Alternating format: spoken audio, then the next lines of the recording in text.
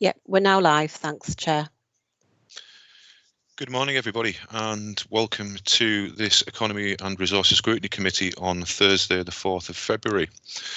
I hope everybody is well. If we just move on to agenda item number 1, which is the introductions and attendance at this meeting. Have we got any apologies, Shirley? Apologies from Councillor Paley.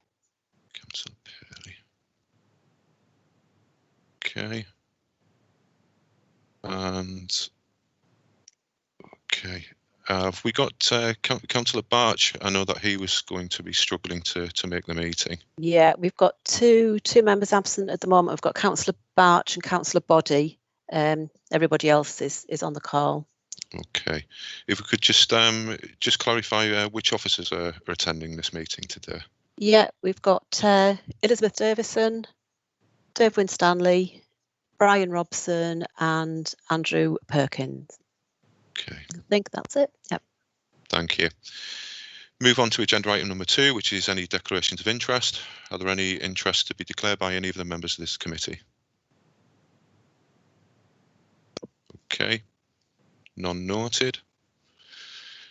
Okay, if we move on to agenda item number 3A and 3B, which are the minutes of this meeting on the 6th of January and the 19th of January.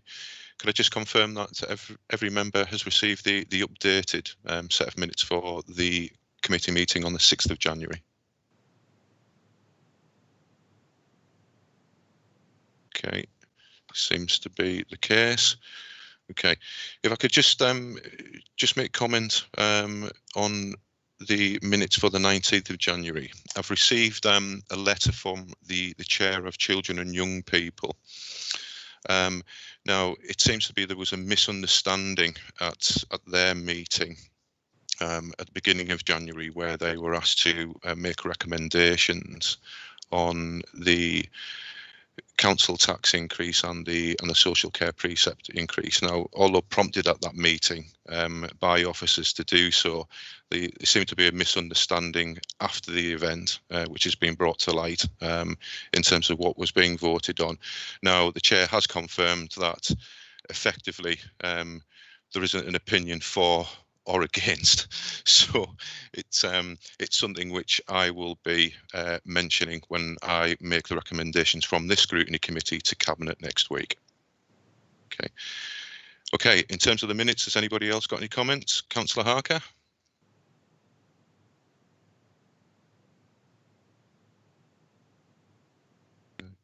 You're on mute, Councillor Harker. Apologies, first mistake of this morning. Thanks for referring to Cindy's letter. I just wanted to also add in relation to that having talked to a number of colleagues that sat on other committees, I think it wasn't just children and young people's where there was some confusion at the end as to what people were voting on. I think, as Cindy indicated in the letter, that in most committees there's a long discussion about departmental budgets and issues relating to that particular remit of the committee. When it came to voting at the end, for many people, they thought they were just agreeing the discussion that they had at the meeting rather than they were being referred to the recommendation that was in the draft MTFP. So there's perhaps possibly a wider processy thing that needs to be picked up for next year in terms of clarity about what members are being asked to do at the end. Because having looked at the committees myself at that point, I know you, when we did our committee, actually made quite clear the 3 elements that were being asked to do so. But I think on the other committees, that wasn't the case, and that's probably where the confusion has arisen, not just, I think, on Cindy's, but also probably on the other 3 scrutiny committees as well. Thank you, Councillor Harker. Okay, if I just reply to that, I was hoping, but obviously COVID got on the way, that I was going to sit in on each of the various scrutiny committees when the MTFP was discussed. But I did watch virtually on, and each of those meetings, and at every single time the officers did prompt and point to the two recommendations that the committees were being asked to discuss. So I do take your point on board, and I think it maybe just needs to be emphasised even more in the future. But it's obviously up to the chairs of those scrutiny committees how those meetings are processed, gone before and moving forward.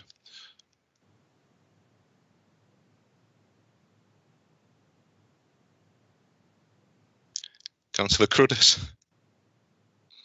Yeah, just on the same subject, really. I think one of the issues with this is that because we have now to work on the raised hands on this system that we use on Teams, that in fact generally on the committee there would have just been nods around the table and any dissent would have been detected and noted. But because we're using this system, it's easy to have a show of hands, and effectively, it seems as if it's a vote, whereas really it's a sort of more of a sort of no objection type situation.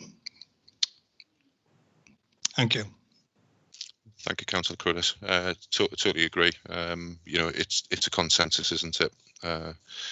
Okay, so in terms of the minutes, the 6th of January and the 19th of January, I propose to move these en masse. So I propose to move the minutes. Do we have a seconder? Seconded. Okay. We all agree? Agreed. Okay, if we move on to agenda item number 4, which is an update on business grants, and I believe is it Andrew Perkin? Yes, it is. Thanks, Councillor. Thank you, Andrew. What I was going to do, if it's okay with you, I'll share some information about the grants that we've been awarded so far. But just as a recap, as you're aware, we are currently providing business support and financial support grants to a range of businesses across Darlington as a result of the current lockdown, national lockdown activities. At the January meeting, we reported that obviously we'd done a level of performance and that 6 schemes are available. Since that date, there's been 2 new schemes launched for the local business community to apply for. So that makes in total, we're now offering 8 different types of scheme to businesses across a range of different sectors and across a range of different, I suppose, time periods reflecting on the tier status that Darlington was in lockdown. You can see from hopefully this kind of figures that are on your screen there that obviously I know at the last meeting you wanted to see more sort of quantitative data around what we're doing, so we've kind of give you there a summary of where we're at in terms of the applications we've received and the amounts of money we've awarded up to, actually it's up to Monday of this week, so it's obviously quite current. You'll see there the actual total amount of applications we've received is 3,225. That's not individual businesses because some of these grants are sequential in time and apply to a number of the same business as that time goes on. So there's actually approximately about 1,000 different businesses which have actually received financial support from these schemes. I think the headline figure, however, is the bottom right there, which is just over £7.5 million of grant awarded across the 8 different schemes that we're administering. You may recall at the January meeting that figure was £1.5 million, just over. So in real terms, Darlington Borough Council have actually distributed over £6 million of grants in that relatively short period of time to support businesses during the pandemic. So I think generally that performance is quite good, and we're continuing to take applications, we're continuing to award funding, and we're continuing to track down businesses who've not applied for some of the grants. Because they are time related, so for example, the top line there, the LSRG Open Scheme, actually refers to the 14 days we were in lockdown in October, in Tier 2 lockdown. The government have actually said to us that they'd like to start closing these schemes, so it's up to us to make sure that clearly we try and maximise now the number of applicants that can then go there before they do actually get closed. I think to kind of just close this very quick summary, I think it's worth pointing out there's a couple of schemes there which are actually discretionary schemes. Certainly the final scheme there, which is the additional restrictions grant, that's actually a pot of money provided to the local authority to provide discretionary support to businesses, and we've put in place a series of criteria to help the priority sectors in Darlington. We're actually now going through a process of reviewing those eligibility criteria so we can extend the actual the scope and the scale of the businesses that we reach with the financial support. I'll share this table with Shirley, and it'll obviously appear, comparing the minutes, so you can get that data there and then. But that's where we're at with the business grants. Any questions? Thank you, Andrew. I'll open it up to the floor. I've got Councillor McEwen.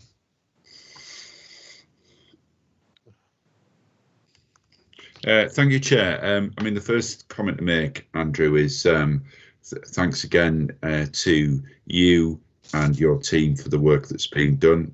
I think this is valuable support. I'm going to make some comments or ask some questions, and please do not take this as criticism, because I think it is highly complex operation that's been underway. You mentioned discretionary. I'm presuming there is some criteria which we've had to develop locally. To what extent have we been doing horizon scanning with neighbouring authorities to the east, north and south to ensure consistency? And if I could give one case study, I was speaking with a dog walking business, and in Darlington they didn't qualify, but they've unearthed evidence of somewhere down south where they have. And I'd return to the comment that this isn't a criticism. I think there are difficult choices to make, so it would be useful to get an understanding of how the criteria has been developed, and if there's any flexibility there. But at the end of the day, we can only do what we can do, I suppose. Yes, certainly. It's a good and valid point that it's a discretionary fund for local authorities. However, when it was issued to government, the government actually did issue national guidelines for us to follow. So although it's a discretionary fund, they gave us a pointer in the right direction. So that was, I suppose, the starting point as how that discretionary scheme could look. I think it's worth pointing out again, it's a fixed amount of budget. So we have to make decisions about where priority investments are to be made. In terms of developing Darlington's criteria, yes, we did look to our colleagues across Tees Valley to, I suppose, synchronise the offer for the very reason you pointed out there, that we don't want our near neighbour authorities to be offering something significantly different to what the Darlington offer is. So we did try and harmonise the schemes as much as we possibly can, but again, even like examples like Durham County Council's offer, which again, just on our border, there are differences in the Durham scheme compared to the Darlington scheme, likewise to the Richmond scheme in North Yorkshire. So we have tried to synchronise them as much as possible, but there are still gaps in that provision because we can't provide funding support to everybody. However, we have committed to review the scheme on an ongoing basis.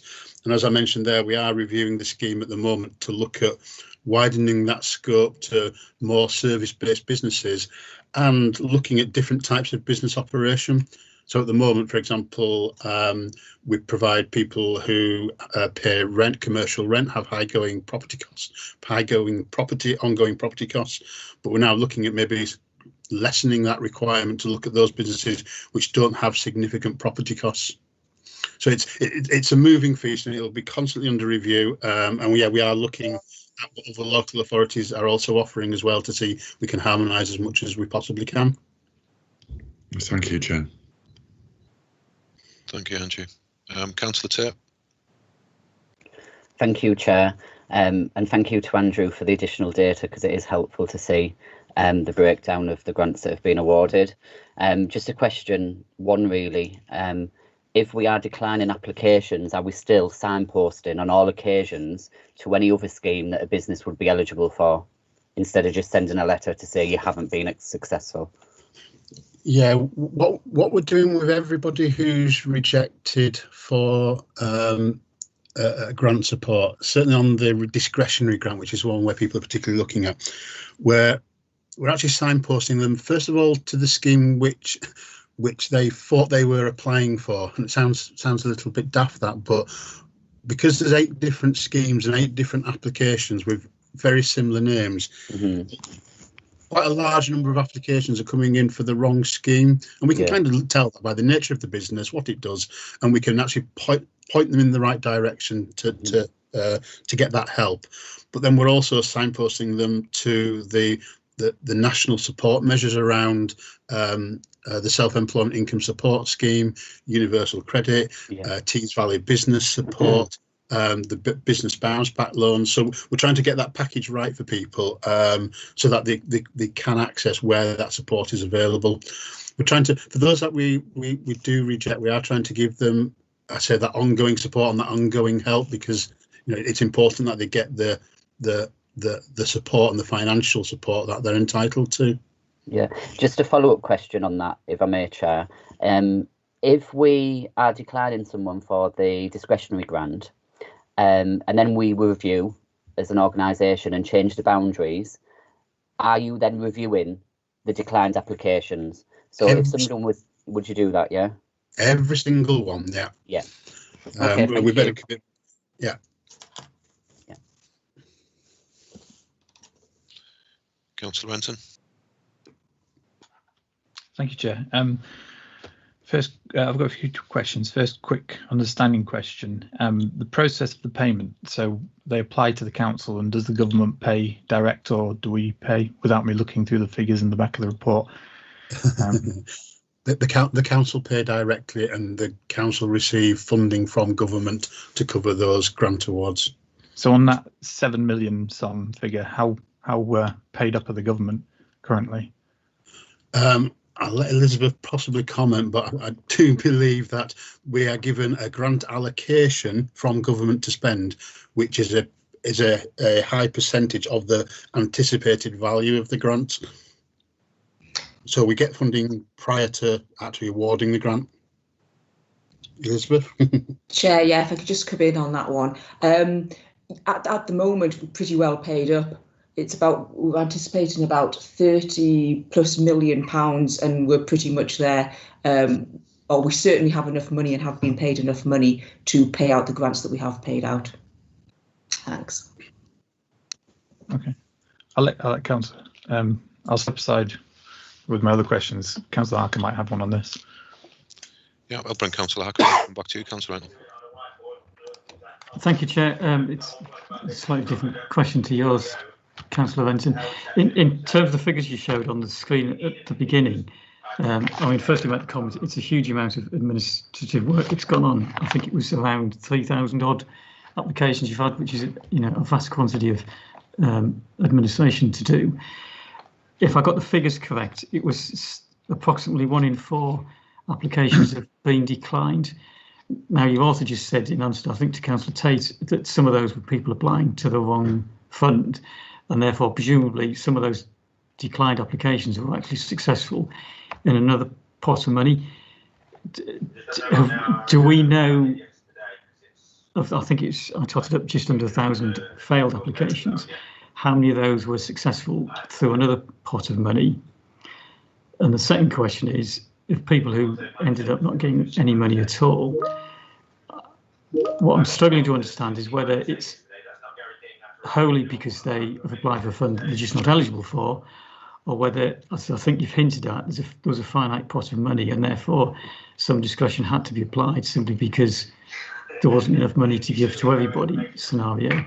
So could you say something about the reason, the more common reasons why businesses ended up being declined and not receiving any money, please? Just before going on. Yes, I think. Could whoever's got the background noise on sort it out, please? Sorry, Andrew. Sorry, Councillor. Is that better? Yeah. Thank you. Yeah, I think clear that there is, certainly on the discretionary grant, there is a high rate of applications being declined. The primary reason for this is the businesses are not fitting the eligibility criteria. So people are submitting applications where they don't actually fit to the published eligibility criteria. Probably around half of those businesses that we're receiving applications from are in that category. And I said we've kind of always committed to reviewing the eligibility so that we can start to look at widening that scope. And obviously, because we've received quite a number of applications from sectors like, for example, dog care, dog walking is a good area where, you know, we've looked at it and we've actually got quite a number of applications we've declined. So there's clearly demand in that sector, for example. And then I suppose the other reason probably is, again, probably around about another half to a third, about a quarter to a third of those have just applied for the wrong type of grant. And we're then able to signpost them to the other schemes to then be able to apply for that. But fundamentally, it is down to just the businesses not being eligible for financial support on the scheme criteria as it is at this moment in time.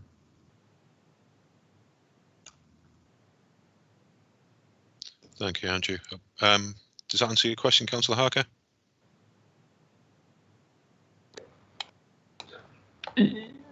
I'm not sure. So does that mean, because initially you said that some businesses just applied to the wrong scheme. So if you apply to the wrong scheme, you're not eligible for it, but you then end up being pointed at the right scheme. Are you saying that, so half of those, I think you said about half that were declined, didn't fit the criteria? Does that mean they didn't get anything, or they were signposted somewhere else and were then successful? No, those businesses, when I said those businesses which were about half didn't fit the criteria, they did not receive anything. So we rejected almost 200 applications and about 100 didn't receive any grant support from the scheme. And if I may, Chair, was there any mechanism for us to feed back to government to say, look, these businesses, for whatever reason, are not fitting the criteria? Is that the intent? And if so, does it need revisiting? And if it isn't the intent, what can you do to change the criteria?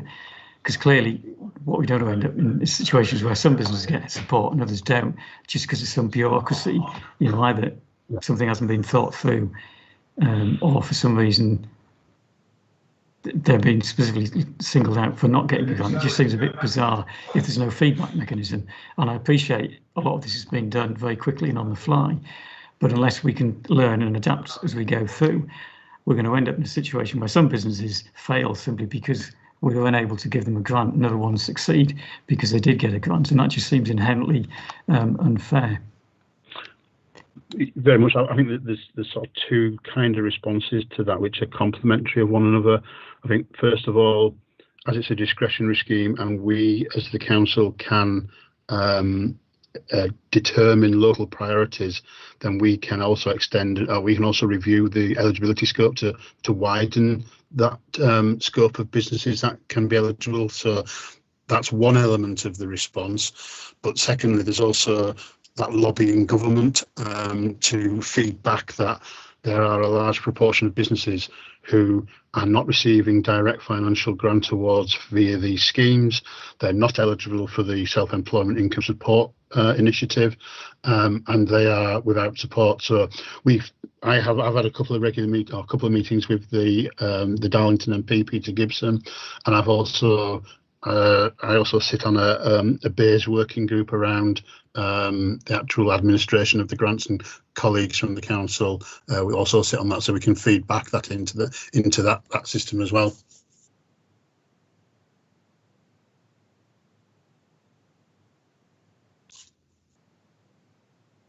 You happy with that answer, Councillor Harker? Does that explain?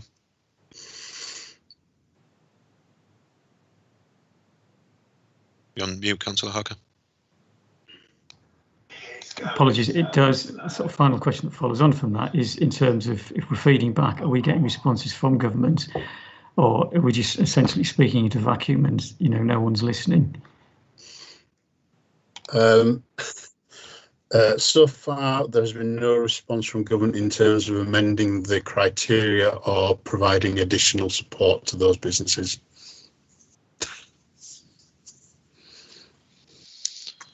Thank you. I think that was a valid comment, Councillor Harker. Councillor Renton, want to come back in? Thank you, Chair. You said in the January report that the figure was 1 million sum, and that obviously there seems to have been a 6 million jump. What was the period of the previous report? The previous report covered the period from the 14th of October to the 2nd or 3rd of January. Effectively a 6 or 7 week period. And what's the period of this report? The period of this report is from the 2nd of January to the 1st of February. Sorry, the period that this report covers the total period, sorry, from the 14th of October to the 1st of February. So it's a cumulative amount, that's 7.5 million. So why the jump? The big jump comes primarily because the government launched on the 5th of January, the government launched a one-off top-up grant for businesses, which is £4,000, £6,000 and £9,000, depending on the rateable value of the actual business premises. So that, excuse me, that's resulted in that significant jump in grant values. So it was like the closed support payment grant. So it's like that one-off grant is then resulted in that bigger increase. Okay, and then finally,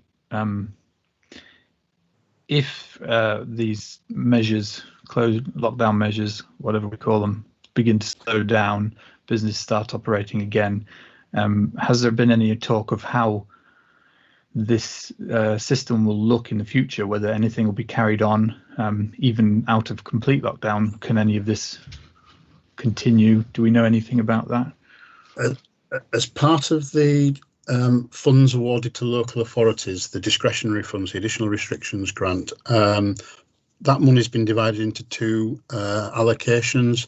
Darlington's been allocated, I think it's just £3 million in total, and half of that money is to be used for direct grant awards to business.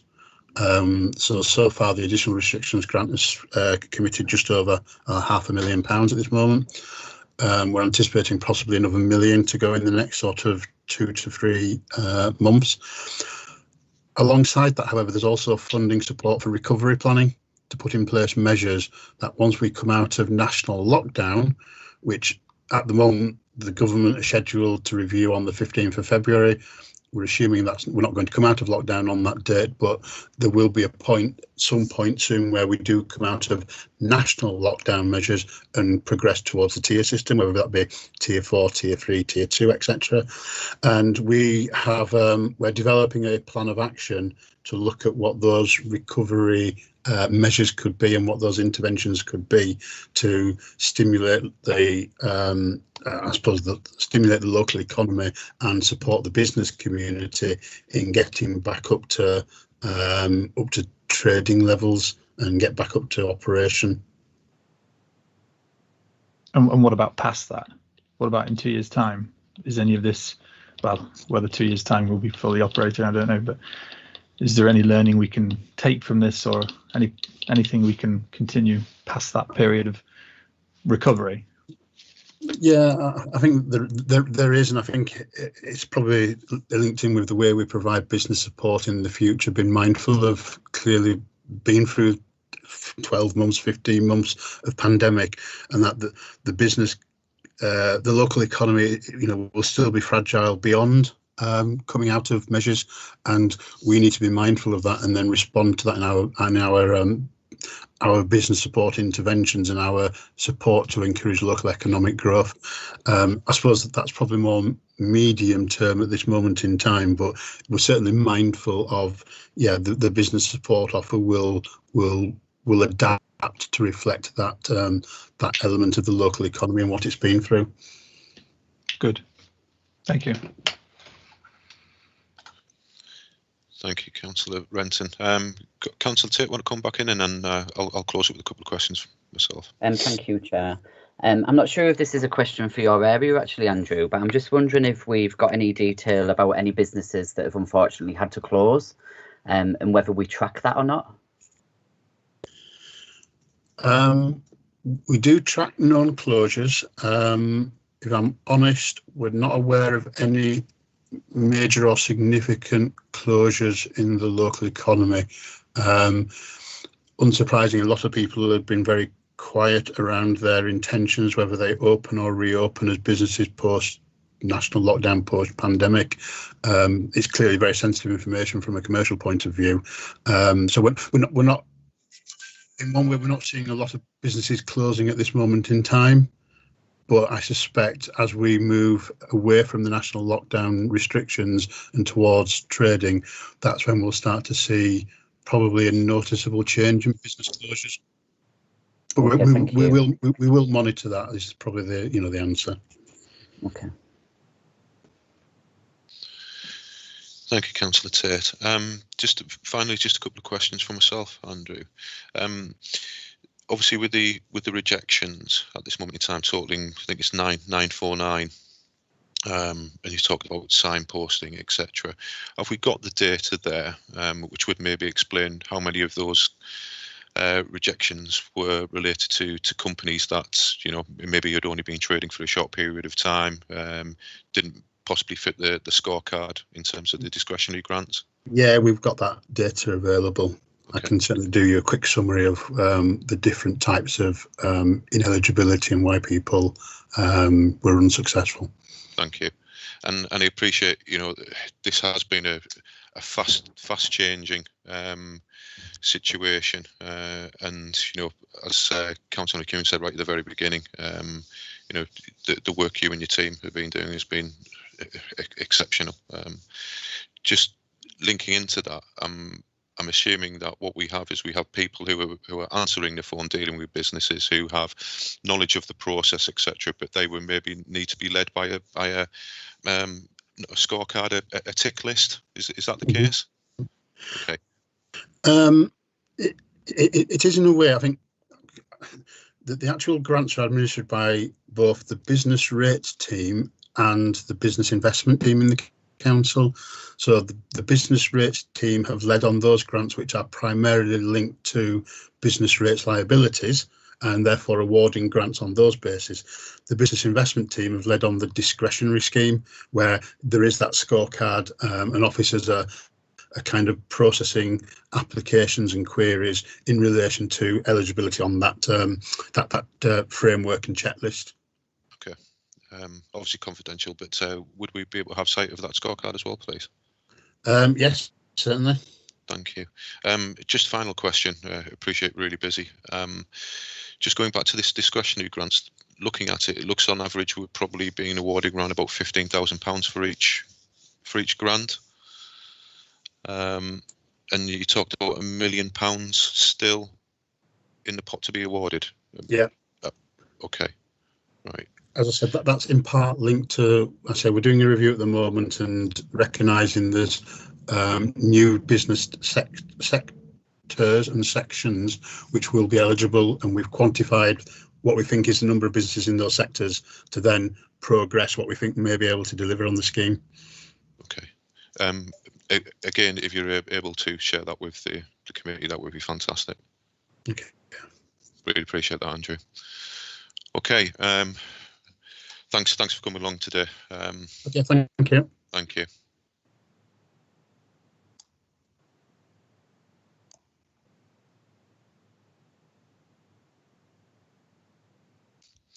You're on mute, Chair. If we move on to agenda item number 5, which is the project position statement and capital programme monitoring for Q3. And this is Brian, are you going to lead on this?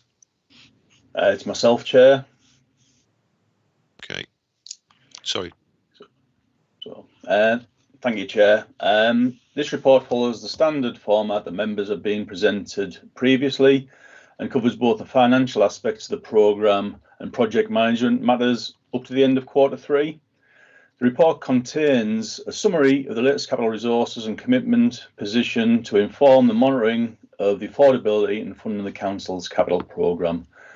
An update on the current status of all construction projects currently being undertaken by the Council, and it also seeks approval for a number of changes to the programme.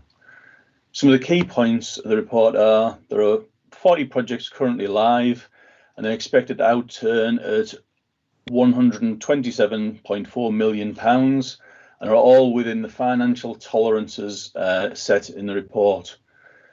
As reported in Q2, there is only one project beyond tolerances, and that is Ingenium Park. It's associated with a delay, associated with a timing issue, and the requirement to have to undertake drainage works during a certain period of the year to suit ecological requirements. Movements and adjustments in the capital programme since the approval of the MTFP are shown in paragraph 21 and 22, and the recommendations being made to Cabinet are that they note the attached status position on construction projects, note the project capital expenditure and resources, and approve the adjustments to resources as detailed in paragraph 22. And just as a matter of update, in terms of the sort of capital project management system, we are actually in trials at the moment and rolling it out in terms of training across the capital projects team. So over the next year, we'll see a gradual migration from the system in the appendices to an electronic system, which will have more accurate reporting facilities. So we should be able to show you in the next meeting some sort of screenshots on how that system is going to be working. Thank you, Chair. Thank you, Dave. We got any questions? I'll bring in Councillor Hughes. Thank you, Chair. Just a couple of queries really on Appendix 1. Reference number 317, Dolphin Centre refurbishment. It says completion 30th of April 16. Should that still be in here on the statement, or is that a typo? Brian, I think that's. Can I bring you in, Brian? Because I believe that's one that's just waiting a post-project review. It is, Dave. Yeah. It's just waiting for the final closeout report, so that'll be done for the next meeting. Right, and it just is that the same for the other ones where we've got dates where they've actually completed as well? Well, some of them will still be in a defects period, so although they'll be finished, they'll still be in a defects period with the contractor, so there'll be another 12 months or so on those. Right, okay. Thank you.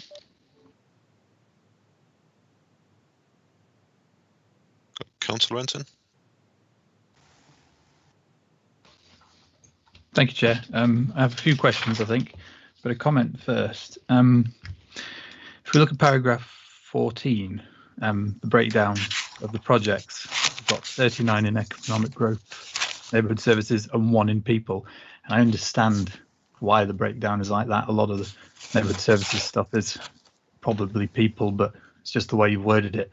I think when you look at that from the outside, you might be thinking we're spending a lot of money on economic growth, business and everything, and very little on people. So I don't know if that's something that can be reworded, or I don't know, without having to go into the tables to actually see that actually there are some other things being spent in other places. Don't know if you want to comment on that. Yeah, we can certainly look at that, Councillor Renton. I think obviously there has been a significant investment in schools over recent years, so a lot of the projects have been delivered that needed delivering in schools, and the projects are currently on the register at the SEND project, so at Rise, Car and Red Hall. So whilst there is a sort of skew towards economic growth and neighbourhood service projects, it's probably because a significant capital programme was delivered in previous years. Okay. The second question was on that. Are the Rise, Car and Red Hall, are they classed as one project? No, they're separate projects, Councillor. Does that mean there's 2 projects in people? It just depends where it's originated from. It might be that it's come through the economic route in terms of the funding. Okay. Okay, right. We can check that out, Councillor Renton, for accuracy. Yes, please. In the whatever appendix is, the capital project position statement, number 228, Featham's House. It says project complete, handed over, fit out design to top floor for deep ocean underway. Is that up to date? Well, excuse me, it's obviously the position as in December. So I think that was around the time Deep Ocean decided that they were no longer going to operate in Darlington. So I'd expect the next report will have the update on that. Why does this report have to be December and not sooner updated? It's the quarter 3 report, Councillor, so it picks up the quarter 3 in terms of 2021. Apologies, yeah. So okay. we're always looking back over with it. Okay, keep going. And there's no mention of Business Central 2 in this. Is there a reason for that? I think it's just a renaming issue. It's Hybrid Innovation Centre, it's now called. Oh, and that's on here, is it?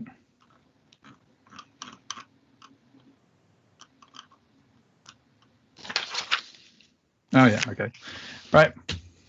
Thank you, Chair. Thank you, Councillor Renton. Has anybody else got any questions? Okay, just a couple of ones from myself. Just to if go back to Appendix 1.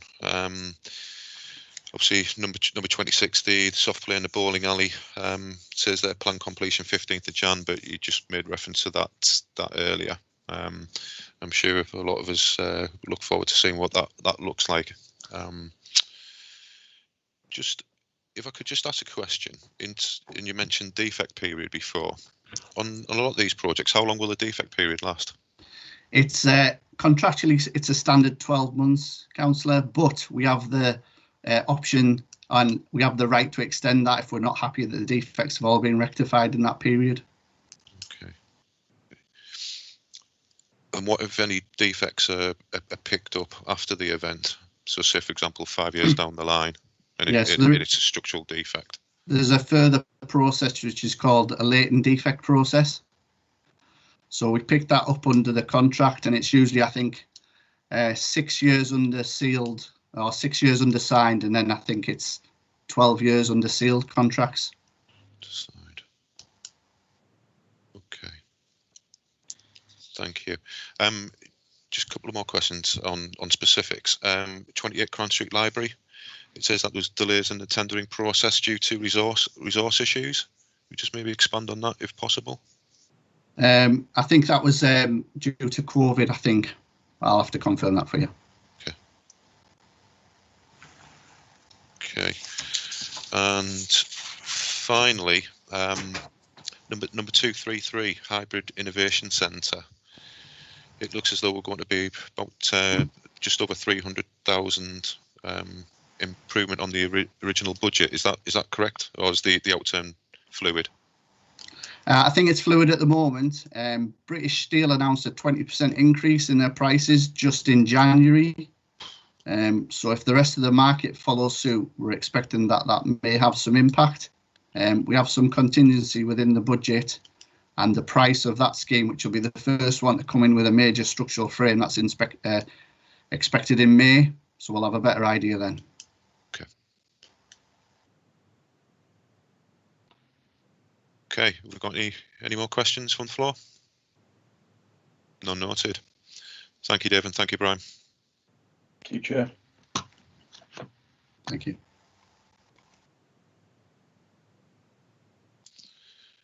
Okay, move on to agenda item number 6, which is revenue budget monitoring for Q3. And if I bring in Elizabeth Davidson. Thank you, Chair. This is the Q3 revenue budget management position, and it shows an overall positive position. Since Q2, the government have announced further COVID funding, in particular 75% contribution of any collection fund deficit. And whilst we don't know what that will be until next year, because the collection fund's always a year behind, and the technical guidance hasn't been realised, we have estimated to be about a £1.2 million. Furthermore, a big significant change from Q2 is that we've received £1 million from the Arts Council England to subsidise our hippodrome from October to March period. So that was extremely good news. We're anticipating a COVID positive position this year. And so we're recommending setting up an earmarked reserve which can be drawn upon, because it's very clear that COVID's going to be with us for a while, and there's certainly going to be a tail effect on that going into future years. If we look at our non-COVID expenditure, it's really pleasing to know that all service areas are actually within budget, and there's no significant changes from Q2, with the exception of adult social care, where the numbers of people in care provision between quarters has reduced again by 18 people.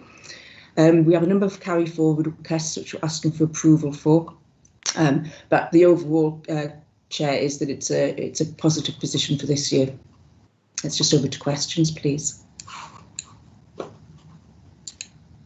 Okay, we open it up to the floor. I've got Councillor Hughes. Thank you, Chair. Thank you, Elizabeth. Just a couple of queries on paragraph 19, which is about obviously the funding for the COVID-19. And obviously we're putting that into and what we're doing with that. I just wondered what sort of restrictions are there around this funding, if any, from government? Because usually, with funding, that there's usually some sort of what you can and can't spend it on, and is it we've been given it and we're not expected to give back if we don't spend it all, because that often happens with funding as well. I've got some more questions, but I'll let you answer that one first. No, I was just going to say it depends on which strand it is. So this is a lot of it's estimated. So for instance, the sales fees and charges income, we won't actually receive that money until after the year end, because I've got to do a complete analysis. A lot of this is estimated, so we haven't got it. It's my estimation of how much we'll get. Okay, and is there any sort of caveats on what we can actually spend the funding on? No, the expenditure side, there isn't any caveats, no. Obviously, COVID related, as you'll be aware, I think in the last report, most of it's gone to social care providers or covering income losses. Okay. And then my next question is on paragraph 29.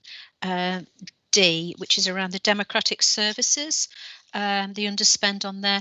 I just wondered whether there'd been actually any impact on the number of electoral registrar that we have, because obviously people not signing on to the electoral roll, it not only impacts whether they can vote, but obviously their credit scores. I don't think a lot of people are actually aware of that, and I just wondered whether there'd been any impact on us as an authority on had the roll gone down.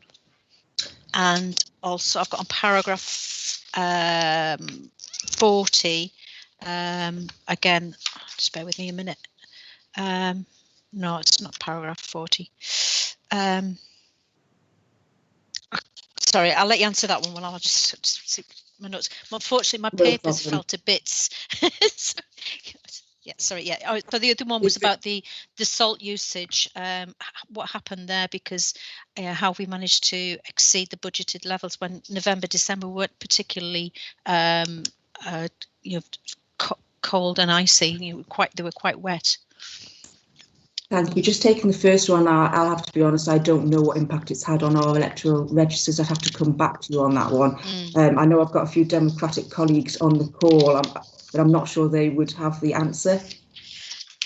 Okay. So I'm afraid I'll have to get back to you on that one. I could speak to Democratic on that one. Okay. With regard to the salt, I would, and again, I don't know the detail, but I would anticipate that the salt ordered has been based on what we've had from the Environment Agency on what they think will be necessary over the period. So it didn't just cover November and December. I think most of the salt, and I will get this confirmed for you, is actually used between January and March. So it'll be estimates of how much is going to be used. But again, I can speak to our colleagues in environment on that one. Thank you. That's it. Thank you. No problem. I'll bring in Councillor Harker. Thank you, Chair. Slightly alarmed because Heather Scott's just ringing me, but I'll answer that phone later on. Questions from two areas. One is under section 22, which is adults and children's services group. The first question in the very first paragraph of that, it talks about savings of £1.2 million in adults, which is linked to COVID. I'm not clear because of it being linked referred to having some link to COVID, whether that's a one-off saving or whether that's a recurring saving. So if you could say a little bit more about what that is, please. And then secondly, under that same section in paragraph B, it talks about children's services that's had an impact and an overspend because of COVID. Again, if you could say a little bit about what that was about that resulted in the overspend. And I've got some further questions which relate to collection fund, but I'll come back with those if that's easier. Certainly, yes. With regard to adults, some of it will be related to COVID, as in it will be one-off funding. So we know that attrition has been higher, and we know that people haven't been putting parents, relatives into care provision because they've felt nervous over this period of time. So some of that, it will be one-off, and we also know that attrition's been higher. So yes, to answer that question, it won't be recurring, all of it into the future. The children's services, there has been COVID overspend there. Some of it has been in relation to the courts not being open, so we haven't been able to use the court system to actually take children back out of care, because once they've been put into care, you can't take them out without going back through the court system. So that was the chunk of that. I believe, sorry, Chair, I was going to say, I believe the courts are now reopening, so cases can start to go through again. Thank you. If I may share with the other questions. So these refer to the paragraphs on the collection fund towards the end of the report. So there's reference to both the council tax and also the business rates collection that have been impacted, and the report indicates the amount of money involved. Can you give us some indication of what that means in terms of the numbers of households and businesses that have not been paying? Because whilst it's articulating the amount of money, I'm not getting a sense of, how much of a problem this is in terms of its impact. And if you can confirm, if I've read the report correctly, that in each of those instances, we understand that we'll get 75% of that back from government. So the hits to us will be 1/4 of those amounts in the report. Thank you. Yes, thank you. Yes. To answer your last bit first, yes, that's what the assumption is. So in Appendix 4, I believe you'll see that line coming in against the pressure that we've put in there. With regard to the council tax, I believe we've had a 7% increase in local council tax support claimants, and you're going to ask me how many that is, and I don't know. So I shall go and ask our council tax team exactly the numbers on that and get back to you on there. Again, with regard to the business rates, that's the figure that's come from the business rates team.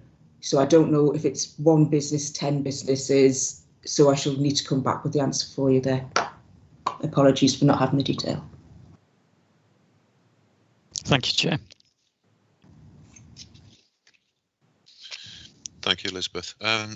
My question's in and around the process. Obviously, you're having to submit various reports and information to government on a regular basis.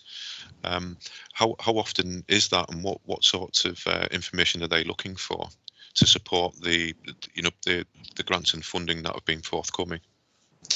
Yeah, there's 2 that we have to fill in, and they're on a monthly basis. So there's the expenditure one, which asks for our anticipated expenditure pressures, and that's quite detailed. And then there's also the sales fees and charges one. Now, the expenditure one is not a statutory one. It's just one that we can fill in if we want.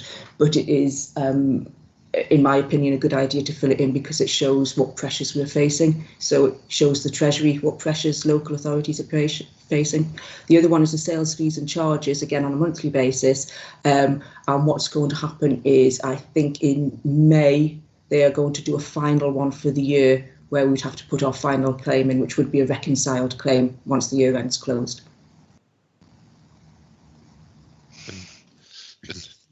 And sorry, just in terms of a reconciled claim, how will they sense check that? They will look at our revenue, what they call the RO forms. So these are statutory forms that we put in on budget at the beginning of each year. So they'll reconcile back to that to make sure that it does, that our actual income reconciles. Appreciate that. Has anybody else got any questions? Okay, we happy to know the contents of the report? Okay, thank you very much. Thank you, Elizabeth. Thank you.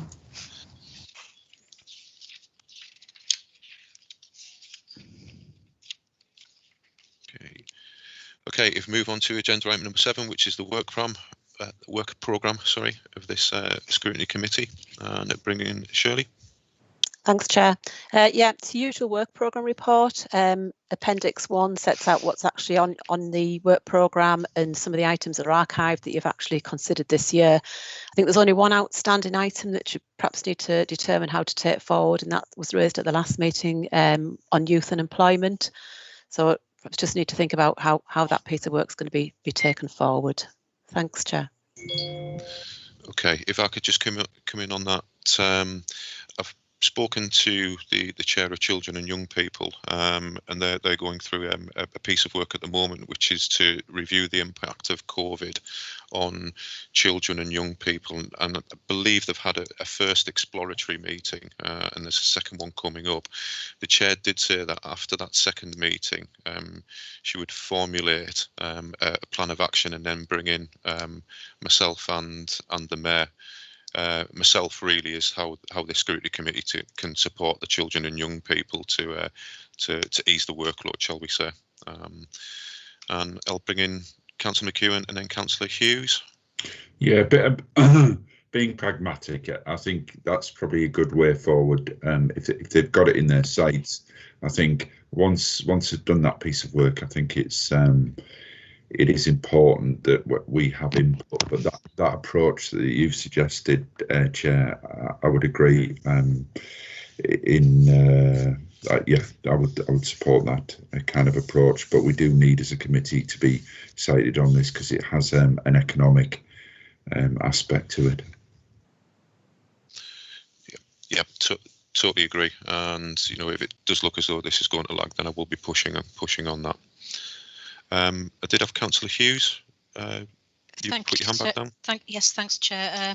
Just being my usual pedantic self, but medium-term financial planning monitoring, Q2 to 5th of November 2002. I think there's a bit of a typo there. Should be 2020, surely. Yeah, Chair, I'll pick that up. Yeah, apologies. No, it's I've okay. got neck into the next year yet then. I think the printer must have run out of ink. And also, I'm just a bit concerned because we've got a lot. 1, 2, 3, 4, 5, 6 items to be programmed. I just would like to see some sort of dates in there, because otherwise this is a very light work program. If we don't start, putting some dates in there, that's all. Okay. Agree. Take that on board, Councillor Hughes. Councillor Curtis.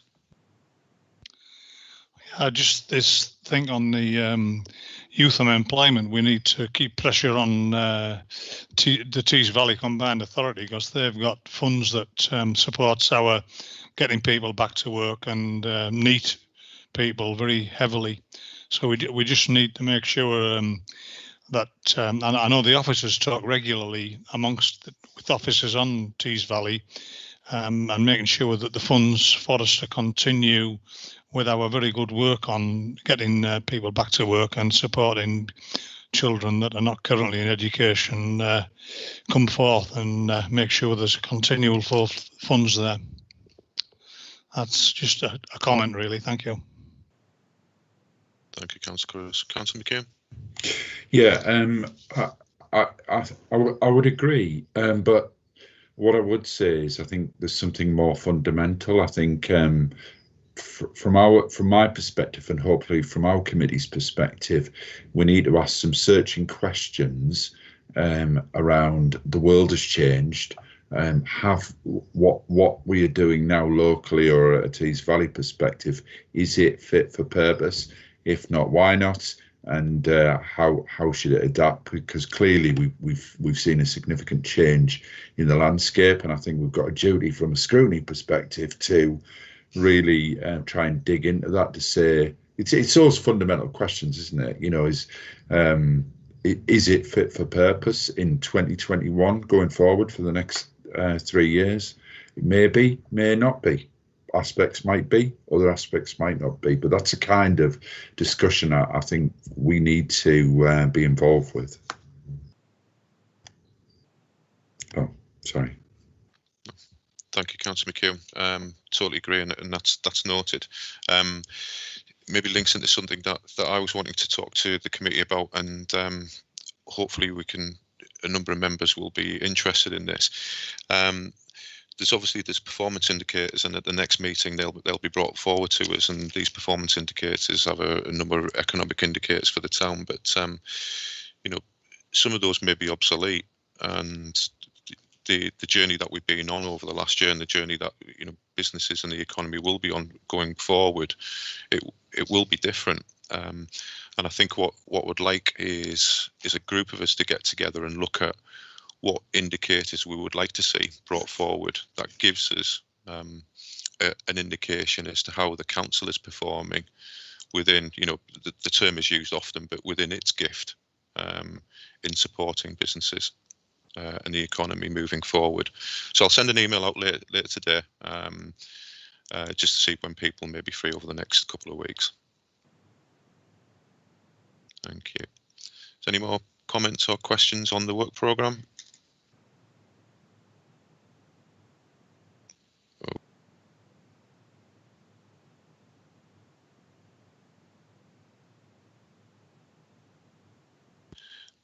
There aren't any supplementary items which have been brought forward. Does anybody want to bring anything forward for discussion? Councillor Tate. Thank you, Chair. It's just a follow-up question for Elizabeth, and I know I've emailed you separately. It's just in regards to the staff surveys, the 2 questionnaires that were due to go out. I know your team have been working hard on different things, which is why there's been a distraction. I'm just wondering if you've got any idea as to when that's going to go out, or when, as members, would be able to see the surveys prior to going out. Thank you, through you, Chair. Yes, apologies. It's not even a team; it's one person who was dealing with it, and they've been pulled off to do with staff working with the PCN on vaccinations. So unfortunately, it's going to be delayed. I can't tell you at this point in time. I mean, hopefully soon. It's just the priority has to be the vaccinations. That's all. Hopefully within the next month, we should be in a position to start it again. Okay. Thank you.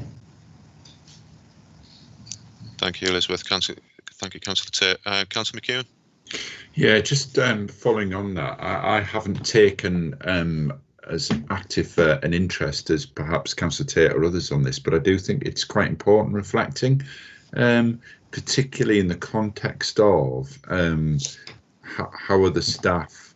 You know, we'll get anecdotal evidence around how staff are coping, working from home.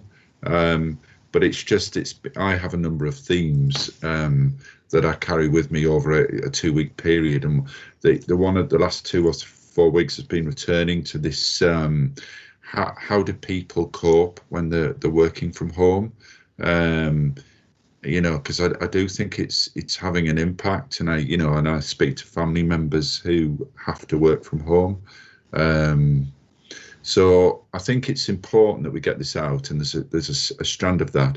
On Councillor Tate's point about can we have sight of it, I think that would be useful, and just reminding colleagues teaching how to suck eggs. As a Scrutiny Committee, our role is to provide constructive challenge, but also provide a bit of a different lens sometimes, given our backgrounds. In a constructive way. I hope that comment was helpful. It was, Councillor McEwen, and at the meeting on the 6th of January, I think the way we looked at this was the outcome of the survey would go through the JCC committee, and Councillor Hughes and Councillor Harker and myself are members of that committee. We could then obviously bring that back to a wider membership of Economy and Resources and look at a subsequent work item for the work programme moving forward. But really value your comments there, Mr. Mayor. Okay, just bring in Councillor Tate and then we'll wrap up. Sorry to come back in. It's on the same subject in regards to the surveys, and it's to pick up on Councillor McEwen's point, and it's about, you know, the landscape and the world now has changed since last time. So if I know that I've just recently got mine for work and it's completely different to last year's. Ultimately, if it's the same one going out as last year, it needs to be adapted for this year, if that makes sense. So that's why I was interested to see the survey beforehand. That's the only reason. And as and when that's available, Elizabeth, obviously taking into account the pressures, and we understand why it hasn't happened, you'll be able to pass that on to the committee. Yeah. Thank you, Elizabeth. Okay, I think that was actually 8 and 9 supplementary items and questions wrapped up into one. But has anybody got any questions? Just finally to wrap this up. Okay, none noted. Well, thank you very much for attending this morning. I hope everyone is keeping safe and is fitting well, both physically and mentally. Have a nice day. Thanks very much. Bye bye.